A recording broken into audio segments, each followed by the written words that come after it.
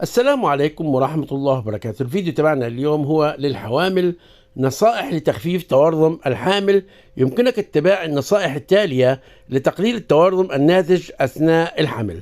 نصائح هي: 1. تجنبي الوقوف لفترات طويلة وبشكل متواصل، وحرصي على الحصول على قسط كافي من الراحة خلال اليوم. 2. ارتدي أحذية مريحة، وتجنبي ارتداء الكروب العالية أو الأحذية الضيقة التي قد تسبب التهاب أنسجة الساقين وبالتالي زيادة التورم. 3. ارتدي ملابس فضفاضة ومريحة وتجنبي الملابس الضيقة.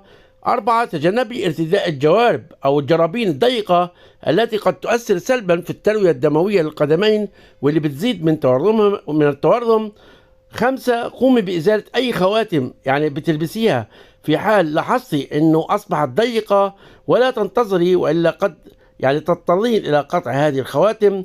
6. احرصي على شرب كميات كافية من المياه أو المياه خلال اليوم لتحفيز الجسم على التخلص من السوائل الزائدة في الجسم.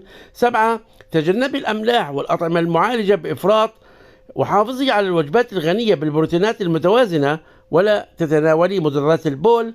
8. مارسي التمارين الرياضية خلال اليوم، خاصة المشي على فترات متقطعة خلال اليوم أو ممارسة تمارين خفيفة للساقين لتقليل التورم.